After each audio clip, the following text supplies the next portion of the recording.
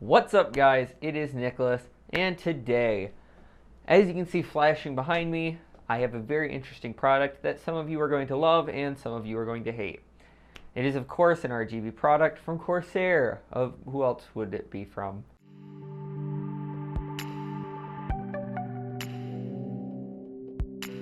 So today, the product we're looking at is, of course, the Corsair MM800 Polaris RGB mousepad. I like Corsair Polaris better.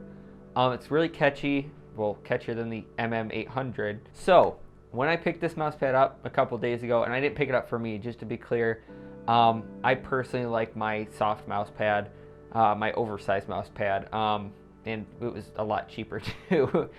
I actually picked this up for the wife. She loves having RGB, pretty much everything in her computer, being able to really control how everything looks in there, all the colors, and that's also why we're doing a white build for her, is so she can kind of change everything up, but that's beside the point. So we did buy this from Best Buy because it was actually on sale on Amazon, and as you know, Best Buy actually matches Amazon price, and usually if something's on sale on Amazon, it will actually be on sale at Best Buy too. So I got this for $50, which is a little more than I'd like to pay for a mouse pad, but actually once we got it home, I was pretty impressed. It's usually $60, so $10 off.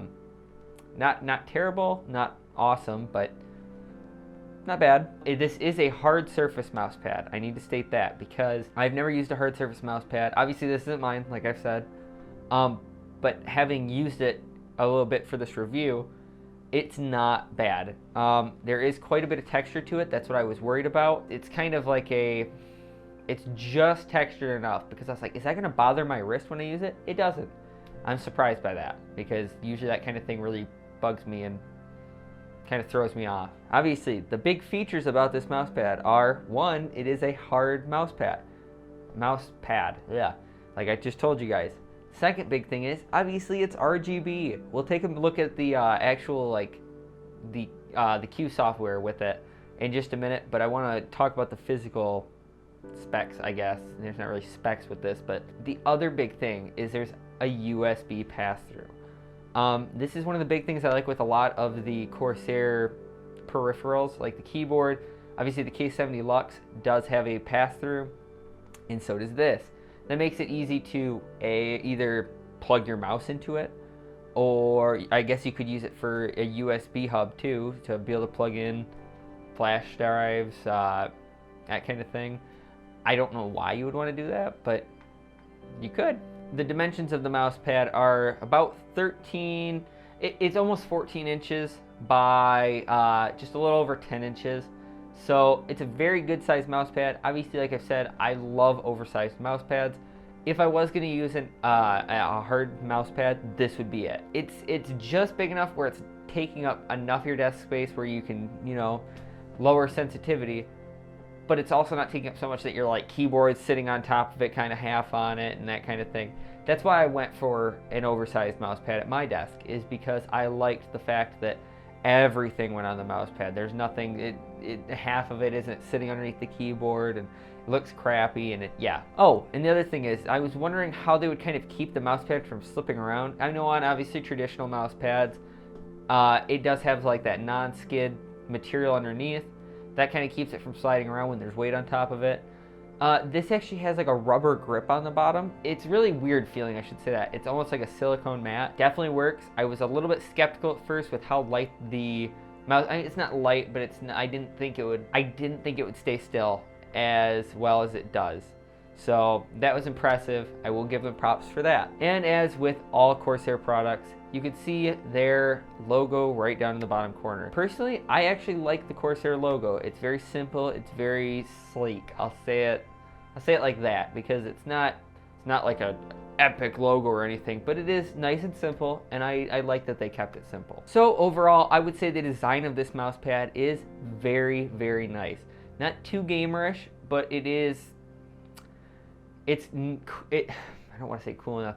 It's nice enough looking that it wouldn't look out of place on a gamer's desk, obviously, even with the RGB turned off, if that's not your thing. So now that I've talked about the physical specifications, or physical specs, however you want to say it, let's take a look at the software that this is going to be running with, which is obviously the Corsair Utility Engine, which I don't know why they had to go so complicated, but they did. So let's take a look at it and see what this thing can do. Alright guys, so now I have it set up so you guys can not only see the software, but you were able to see the mouse pad right over here. Yeah. So I wanted to take a look at this really quick, just kind of show you guys what you can kind of expect from the software. So as you know, most RGB products, they start out in this kind of, on Corsair it's called Spiral Rainbow, but it's just basically it flashing all of its colors. Kind of cool, not really my thing though. So next up on the list we have Rainbow Wave. We're just gonna go straight down the list. Next is Rainbow Wave. You can kind of choose the speed. It's gonna just basically go from side to side, up, down, left, right, that kind of thing. You can, like I said, you can adjust the speed on it, kind of choose where, how fast you want it to go. I think that's kind of cool. This next one is really my favorite on the unsynced, which I'll get to in a minute. Alternating, so you can do random colors or you can do alternating colors. So we have it set to blue and red right now. And as you can see, it's really cool. Kind of a laser show back and forth. If you do fast, it's really, yeah, it's seizure inducing, that's what that is. Slow is kind of cool, gives you enough time to enjoy it. Next we have color shift. Again, a lot of these you can select your own colors. So say we decided we wanted to do orange and purple for the channel. Here we go, boom. See how cool it is? And I mean, you could set it up so that it's just purple, but I don't know why you'd do that. The next one we have is color pulse. So color pulse, as it sounds like, either random colors, and you do your speed on there, or you can set it up again to do whatever colors you want, fast, medium, slow. I like that they give you the speed option on each one of them, and I also like that they give you the color option. That's really neat. Color wave is the next one on our list, and as you can see, left, right, up, down again. I really like this one just for like the simplicity of it. It looks very futuristic. Obviously that's just my personal opinion, but yeah. And now we get to static color. So this mouse pad has 15 different zones that are able to be customized color-wise. Let's unselect everything. So we're doing white right now. So you know what? It's Christmas. Let's pretend. Well, it's not Christmas, but let's pretend it's Christmas. So let's do white, and then this is the coolest thing. You can add another layer, and I don't want it to be that. Static color. So now I'm gonna pick red. And I'm going to unselect everything, and I'm going to go boop, and I'm just holding down control to do this to select each zone, because otherwise you'd have to make a new one for each spot you wanted. But now it's a candy cane, it's red and white. Woo! Christmassy. I do like that you're able to do this. Obviously not really that useful. I mean, boop, boop, boop, boop. Do like the red in the front, that'd look kind of cool. Yeah. So the next one is the one that is kind of important, I guess. So as you can see, the mouse, and by the way, I do have the M65 Pro RGB mouse from Corsair sitting on top of it to demonstrate this. I would put my keyboard in the picture too, but my keyboard is filthy at the moment. But what I just changed it to is Lighting Link, which means all of the Corsair peripherals are actually going to be linked together, which means when I push a key on this, a ripple is going to go across, which you can't see, across my keyboard, and then out across the mouse pad, which if you had everything sitting next to each other would look super, super cohesive. I personally like it. I think this is one of the neater features. Obviously I have it changed to certain colors right now. I was just testing some stuff out. I mean, like, and it's gonna like, yay. And the mouse does it too, which is really cool. Yeah, so that's one of the neater features of this. There's not really much else to talk about with it. I do like, I don't know, let me go back to the rainbow. I don't even know. Yep, I changed it. Okay, so Spiral Rainbow, let's just do this. I don't know how well it shows up on video because obviously I have my ISO turned to a certain way to make it look really good in the video. But I don't know if you guys can tell, but it really shines along the desk too because of where the actual lighting strip is. And it really it's really cool how it lights up the edges of the desk too. My wife was really intrigued by that. I really like it. And then That was also something I really liked about the M65 Pro, was that it actually, out the back, it shines a little light onto your desk. That's just a cool little touch. Obviously, I'm sure it wasn't completely purpose, but it is really cool. It adds something, makes your desk kind of glow. Yeah, not really sure what else I could talk about with it. So, and obviously, I could have laid the Void wireless headset on here, because I do have that, but it's actually plugged into the wife's machine right now, so that's over there, and I am not gonna go grab that. Yeah, so let's head back over to the desk, and we will talk about what my final thoughts on what I think of this. So let's go. All right, so conclusion time. Obviously, I'm a huge fan of Corsair products, so I'm a little bit biased, but I also like Logitech. I'm not just specific to Corsair, but I do believe they make a very high quality product. Yes, it comes with a premium price, but they also usually give you a pretty premium product. Keycaps on the K70. But that kind of raises the question, do I think $60, or $50 in my case, is too much to spend on a mouse pad? Well, that depends. Are you an RGB hound like my wife is? If you are, then this mouse pad is yours. You should be all over it. I think Razer has one too. I don't know the name of it though, but I believe Razer has an RGB mousepad too. And I'm sure you can find some other cheap knockoffs. But I haven't had my hands on the Razer one.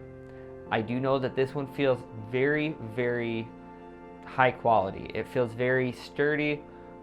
I don't feel like anything on it's going to break anytime soon. Oh, and one thing I did forget to mention. It is actually a braided cable on the cord for the mousepad. I'm all over the place today.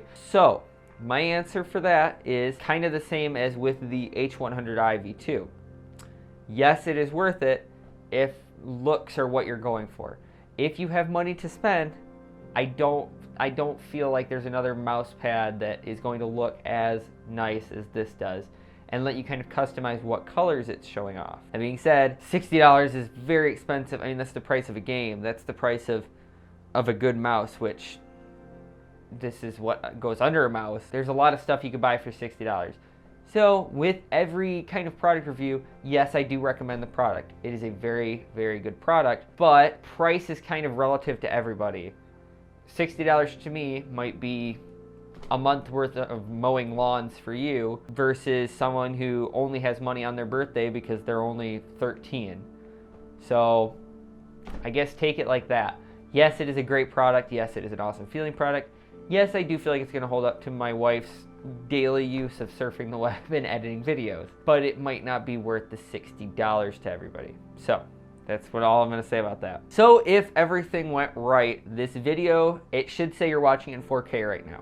I've been experimenting with some stuff to see if, because I know, and I'm making a video about it, but YouTube kind of gives you better quality if you export something as 4K. So I'm going to make a whole video explaining it if everything works out. My wife will be in it, maybe Trent, just to kind of show, should you be exporting in 4K? Does it give you higher quality? Does it show any difference? Definitely watch out for that video. Amazon Echo is not here because I'm recording this on Wednesday. It'll be here tomorrow. So we're doing the Amazon Echo video too. So definitely keep your eyes out for that. And yeah, so if you guys liked the video, make sure you guys leave it a like. If you disliked it, leave it a dislike. Let me know why you disliked it. Let me know what I should change. Especially if it's the edits, because I need to know if I should fire Amber or not. But thank you guys for watching. Make sure you're telling your friends about the channel. Definitely helps me out. And Twitter and Instagram down in the description. I always forget about that one. It always seems like staged. I'm like, and I seriously do forget about it every time. Make me remember it by going and following me on both of those. Yeah. So thank you guys so much for watching, and I will see you guys in the next video.